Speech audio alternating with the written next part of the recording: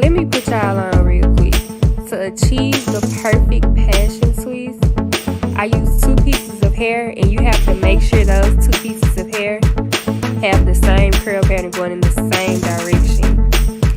So here I'm just pulling it through with the crochet needle, and as you can see, the curl pattern matches up with both strands of hair. So here I like to twist the weave by itself just to make sure that I'm twisting in the right direction, because I really love my twist to look super neat.